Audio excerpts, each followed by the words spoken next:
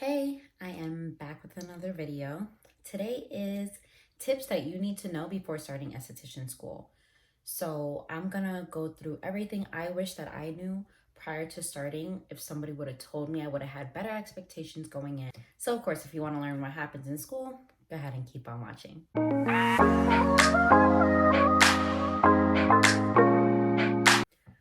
All right, so if I get like clammy or greasy looking, it's partially because the air conditioner is not working in my house and I had to turn off the fan to record this video so you didn't hear the fan blowing. So I'm like burning up right now, but that's besides the fact. Let me start off by saying that this is my experience. I live in Tampa, Florida. This is what I went through. Every state is different. Every state has different requirements. I am solely speaking off of my experience. So schools can be different, different owners, different curriculum, all of that stuff. So that's my little disclaimer for this video. So I wanted to start off by explaining the difference between the two different programs that they had in my school. There was medical esthetician and then there was facial specialist. I'm only a facial specialist. Facial specialist does everything from facials, waxing, body contouring, lash extensions, all of that stuff. Then we have the medical esthetician that does the laser and the electrolysis. So that's like laser hair removal, and the electrolysis is the permanent hair removal. So they do that. I didn't go through with that one. So how the program worked, it was kind of like on a rotation schedule. So I believe it was 2 new classes come in every month. I think it was split maybe 2 or 3 weeks apart. I really don't remember. So what happens is the class is already there when you arrive. You arrive with a couple other students to start the class. The only thing I can say about that is that when you go in, well, when I went in, they were on chapter 25. So I missed 1 through 24 and then went right into 25. And 25 was about business building and stuff. And it was fine, but I prefer to start from the beginning. Like when you go to regular school, you start from chapter 1. You learn the basics, sanitation, skin types, all that stuff. I felt like I was playing catch up to try to catch up to what everybody else already learned. Although you're only taking the test for the module that you're working on. Also, another weird thing about the rotation schedule is that when you go in, people already know each other. So everybody's not new.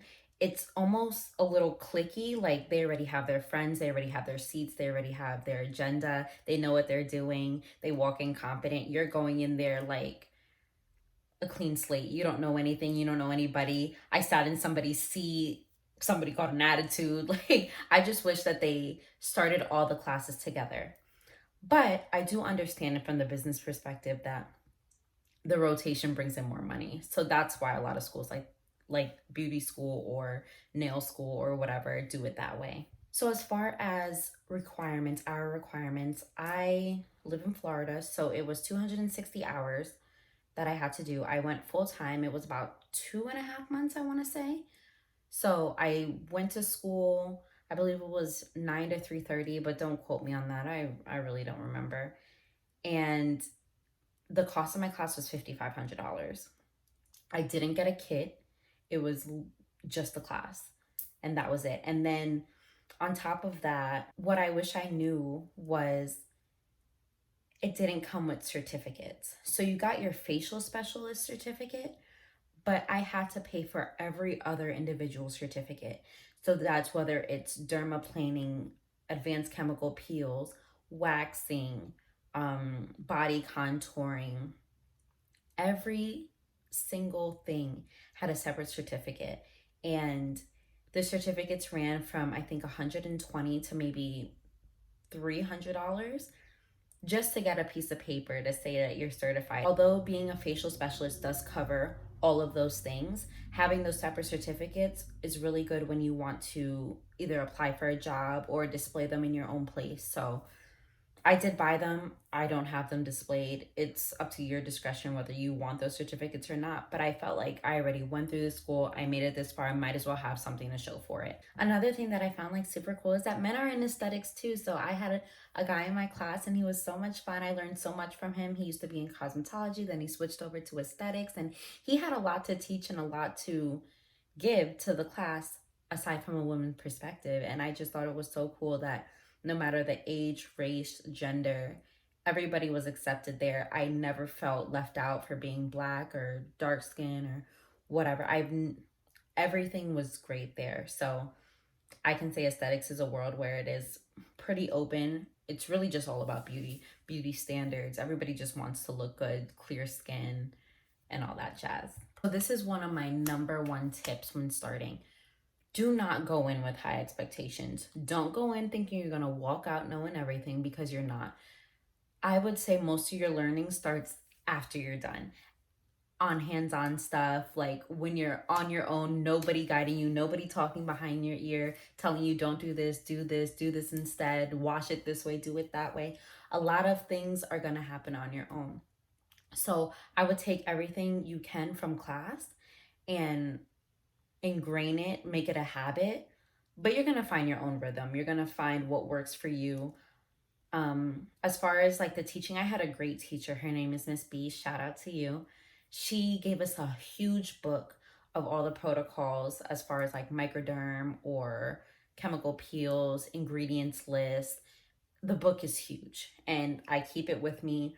I know if I ever need to refer back to somebody, she gave us like an aesthetics Bible, and I'm forever grateful for that. But reality is there's but so much you can learn in 260 hours. Aesthetics is forever changing, new trends, just like makeup or nails or anything else. You have to keep up with it, keep up with your continued education. It's so important that you just know the trends, know what works for different people, and be willing to change things. So your one protocol isn't going to work for every client that sits in your chair. So you have to learn how to mix and change and be adaptive, because this is a forever changing environment. Also, when you go into school, for me, it was hands-on immediately. So I think day one, we did a little book work. Day two, we were already washing faces. Like, it was no time to think about it, dwell on it, none of that. Like, we hopped in there immediately, and it was kind of cool. I would say that is an advantage to having the rotation schedule, that we have people that already knew how to do these things come and shadow us as we were massaging and doing the facial massage. I mean, the facial. So that was pretty cool. Also, I want to encourage you, don't be scared. When you're in school, don't be scared at all. Like, you might make a mistake. Not a big deal. Not a big enough mistake that it's gonna ruin anything. If a client comes in like asking for a service, because normally these schools have either Groupons or whatever that allow clients to come in. If a client comes in, take them. Just take them, because 90% of the class is going to stay quiet, put their head down, and act like nobody just walked in the door. Take them. Be upfront. Like, yeah, of course I can help. Like, get your practice in there, because once you leave, it's the real world. Nobody's going to be, dragging you along by a leash or telling you the way. It's on you. So just be confident in yourself. Do your client intake forms. Do your consent forms. Sit down. Read your protocols before you start. If you're slow, so what? If you suck, so what? They came to a school. They don't expect perfection. So just get your hands dirty and get in there. Also, while you're in school, make sure that you take the time to learn ingredients, because a lot of the times we like to look at a product and like a certain product, but it's the ingredients in the product that makes a change in the skin. So if you learn the ingredients, you'll be able to pick and mix and match any skincare, because you know how the ingredients work, what they do, how they combine. You're basically a little skincare chemist. And I think that is what would make you a great facial specialist or esthetician, knowing the ingredients and how they interact, aside from just knowing, okay, green tea cleanser works with cucumber toner. Okay, but what's in there? So that's another thing that I would suggest spending a lot of your time in school, just learning ingredients and what they do and how they affect the skin. In addition to the ingredients, learn the skin conditions, because you're going to come into contact with people that have all kinds of different skin. What I found funny was that everybody sits in your chair and tells you that they have sensitive skin. Everybody doesn't have sensitive skin. 9 times out of 10, they're just dry and need some moisturizer. So you have to learn that. You have to learn how to look at the skin, know this is rosacea, this is stage 3 acne. How do you fix it? How do you fix acne scarring? Be aware that there's not a one size fits all. So you can literally make your own plan however you think that this will help the client sitting in your chair make a treatment plan. You're the professional, so trust in yourself. As long as they follow home care and you're communicating what works, what doesn't work, it's a puzzle. You're going to throw something on somebody sometimes and it's not going to work. So just be adaptive. So this is something I really, really wish I knew before going in. I went to school and you practice on your classmates. So we do facials on each other, whether we're learning different modalities, dermaplaning, microderm, chemical peels, whatever. You practice on your partner next to you, right? So I went to school with decent skin. I wouldn't say great, but it was all right. To terrible skin. I had scarring going down the side of my face. I had scars on my nose. My whole forehead was pretty messed up, on my chin. I looked terrible. If I could find some pictures, like I'll put them here. But I look terrible. And the fact of the matter is facials are normally once a month. I was getting facials like 2 times a week. So my skin was reacting. They were using different products, trying out different products. I looked awful.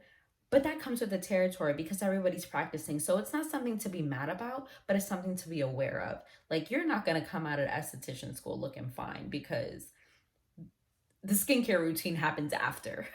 After you learn everything, you make your own skincare routine, and then boom, like, you're glowing, you're happy, your skin looks great. Also, because you're like using all the products that your school has, you're able to know how they react with your skin. So you know what works, you know what doesn't work.